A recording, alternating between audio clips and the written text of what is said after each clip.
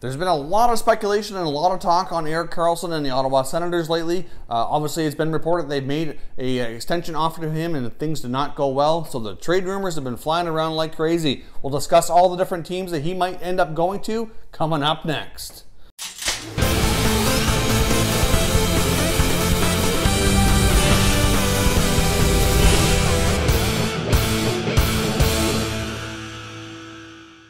Hey everyone, and welcome back to another video here at Top Shelf Hockey. If you're new to the channel, thanks for stopping by. We review and discuss all 31 NHL teams, so if you're a huge hockey fan, consider subscribing and clicking the bell so you don't miss anything. So as I'm sure by now most of you have heard a lot of the speculation, a lot of the rumors. If you cheer for one of the teams that are rumored to be trying to acquire Karlsson, then obviously I'm sure you're kind of on pins and needles waiting for the news to break to find out, is he coming to your team and what are you going to have to give up to get him? Obviously, I know some people I know here through YouTube are quite anxious to kind of keep an eye on this situation, as obviously this is going to be one of the bigger trades of the year, if not the biggest, assuming it does actually go down. Based on all the reports and indications out of Ottawa, it does look as though it is going to happen. It's just a matter of when and to who and what will the return be. Obviously, this is a type of trade that the Sens and the general manager Pierre Dorion need to get right, although it's hard to have a lot of confidence in him to get this right based on the other deals they've done over the last couple of seasons here. But this is, they need to get this done properly. Otherwise, this franchise is going to tank even further down the toilet than it has already. Obviously, things have not gone well. This past season was an absolute disaster. Some of their more recent trades have turned out to be not really good ones at all in terms of return. So I know at the same time, you could argue, like in the Hoffman situation, their kind of backs were up against the wall. They kind of had to make a move. At the same time, though, it would have been nice to see them get a better return. Obviously, after flipping him to the Sharks, and then the Sharks flipping him to the Panthers, the Sharks got a better return for him than the Sens did. So, Doug Wilson kind of made Pierre Dorion look bad, in my opinion, on that deal. So he can't let that happen in this case.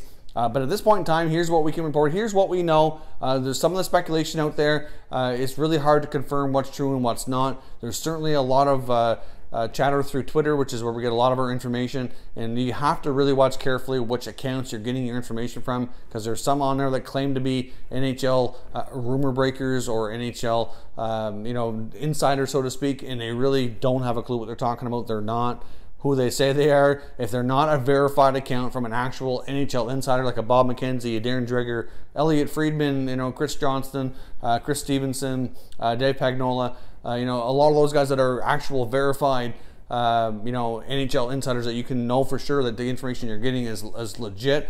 Just be careful what you read and be careful what you pass along as fact or truth, because it's really hard to really get into what could be a real rumor. But the fact of the matter is this: here's what we know. We know for sure that an extension offer was tabled. It was rumored to be at $10 million per year for 8 years. That was not deemed satisfactory, which I can imagine as to why. Obviously, we've seen Drew Doughty recently sign an $11 million deal. Obviously, it's not quite as much, and I'm sure he's going to want to be paid at least as much as Drew, if not more, based on how he feels that he is as the top defenseman in the NHL. I'm sure in his opinion, that's what he is, and it's tough to argue against that. I think it's definitely fair to say he should be paid at least equal, if not maybe slightly more, as we often see, especially teams sometimes have to overpay to get the deal done. So with all that said, they've now granted access for him to discuss contract terms with other teams. Now, generally, you only do that if all else fails and you feel like an agreement is not going to be able to be reached. So he's allowed to talk to other teams, work out contract details, and provided that a contract offer is deemed to be satisfactory, then it'll be up to the team to work out a trade satisfactory to them to move him along to that club, with the kind of the verbal understanding that he will indeed do the extension at the agreed upon terms that they discussed.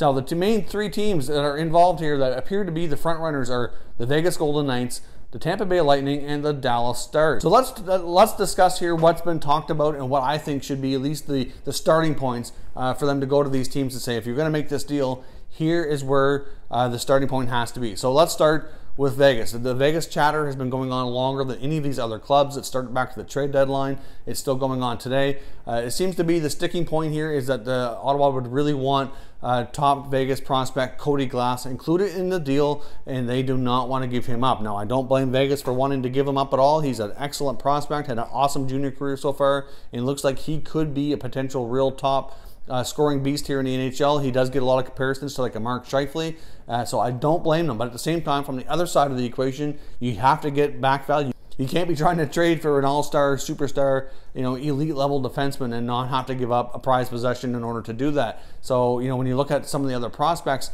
that they have that they would rather include, like a Nicholas Hag or a Brandstrom, or, that's not going to get it done in my opinion. At least it shouldn't. You should have to start with Glass. I mean, Nick Suzuki might be a suitable replacement, but it has to be one of those two guys for sure. I mean, Hag does look like a decent defender, but really I think they're going to want a defenseman who can actually jump into the lineup and play right away. So if you're Vegas, you're going to really should have to give up Shea Theodore. I think he's arguably your youngest, most top puck-moving defenseman. Either Glass or Suzuki would have to be involved. Obviously, they have to get back a first-round pick for 2019 since they do not have one anymore due to the Duchesne trade that was made. And you're probably looking at either another roster player, another pick, maybe an Alex Tuck, or maybe multiple draft picks depending on which direction they go in. But really, that's been the sticky point. If you can't put in Cody Glass, then there's no deal. And to be honest, I don't blame them on that. Really, like I said, you want an all-star, you're going to have to give up a potential all-star. You have to give value for value here, and the other guys included in the deal just don't offer that same kind of bang for your buck. So for a deal to get done with Vegas, that's what it's going to have to be. I could see them maybe settling on Nick Suzuki, but I don't think one of their other defensive prospects is going to get it done. I think they would want Theodore, who can play now, contribute now, eat up a lot of those type of minutes, and go from there. Now, if you're the Dallas Stars, I know I've seen Stars fans saying don't trade anybody but Miro Heiskanen. Well, to be honest, you're going to have to move some money out as well if you're the Dallas Stars to make this deal work. If you look at the cap situation, they got a big Tyler Seguin extension that's going to be due here. They're probably already working on that behind the scenes now. So Heiskanen would obviously be, I'm sure, somebody that's involved in the discussions for sure, but really it could end up being John Klingberg. If you look at it, they're going to have to move money out, so there's going to have to be at least one decent roster player included. There really doesn't seem to be a lot in the forward group that would interest Ottawa. I would think, I've heard Devon Shore being possibly involved in the deal, or maybe even like a Radek Faksa, I think, who's a young enough, solid enough prospect that he could be included. If you look at maybe Faksa and Klingberg, for example, throw in a couple of draft picks, and you might have yourself a deal, because you're going to have to move money out. Obviously at this point in time, Heiskanen's not, officially on a roster, and even when he does, he's going to be on an entry-level deal. So the money side of it might dictate that it might have to be Klingberg, not Heiskanen. But either way, one of those two defensemen are going to have to be involved. I really don't think Julius Honka is going to get it done. Really, at this point in time, I don't see him as an A-level prospect any longer. So really, I think it's going to have to be one of those other guys. Obviously, Klingberg could step in, play a similar type game, eat up a lot of the minutes. Obviously, he's not Erik Karlsson, but he's the closest thing that the Dallas Stars would have to offer to be that. I mean, Heiskanen could turn into that down the road, but Klingberg would be more of the minute muncher right now, who would be more of an immediate help for sure. I don't see a guy like Jason Spezza coming back to Ottawa. I mean, he's got a modified no trade anyways. I don't see him working that out, or even Mark Mathot or anything like that. Now, could Dallas end up with Mathot and Karlsson as a pair back again? It's certainly a possibility, and it'd be nice to see for the Dallas Stars, give them some good stability back there. Be probably helpful for Mathot as well as Karlsson both. So that's what I think is going to need to get it done for the Dallas Stars. But there certainly appeared to be a front runner to possibly get a deal done as well. Now, you throw in the Tampa Bay Lightning, you can never count out Steve Yzerman. He's been a bunch of a wizard as you can get here in the NHL for working the salary cap. He's got a ton of prospects he can work with here, but the trick is going to be longer term, getting it into the cap. They've got some other big contracts they're going to have to do here soon, like Nikita Kucherov and Braden Point. Mikhail Sergachev. They do have a lot of their other defensemen expiring after this year. You've got a Girardi, like a Strawman. They're all coming off the books after this year, and they could opt not to bring them back and go younger and cheaper. Obviously, you still got McDonough locked up a long time that they just did here. You've got Hedman. You throw in Karlsson. Then you could actually go with like a Slater Cuckoo and maybe bring in some other younger guys that are cheaper for that third pair. That's certainly a possibility when you get those other guys eating up those many minutes. You don't need an expensive third pair at all. So they could make it work, but money's going to have to go out. And to be honest, I think if you're Ottawa, you're going to be asking for like a Sergachev. You're asking for like a Braden Point to be included. They got some top-notch prospects like an Anthony Cirelli. You've got Boris Kachuk. You've got Taylor Radish. Matthew Joseph. You're looking at a combination of some of those guys for sure, and you're definitely starting with probably with a Sergachev. You need a defenseman back. You need somebody who can be offensive and need some minutes up. So really, that's if you're talking to Tampa, that's what your starting point has to be. It has to be Sergachev. Ideally Braden Point, but I don't think Tampa would fight tooth and nail not to include him. for sure. So then you're looking at, you know, some other prospects, or maybe like an Anthony Cirelli, possibly, and some of the other guys who maybe haven't had a chance to really play at the NHL level as of yet, throw in some draft picks. Maybe you get it done, but it's certainly going to be more tricky for Tampa, just because of their cap situation for sure. Can you imagine if they were able to land this and give like an $11 million contract or more, and then you got Hedman's contract and then the big extension they just gave to Ryan McDonagh?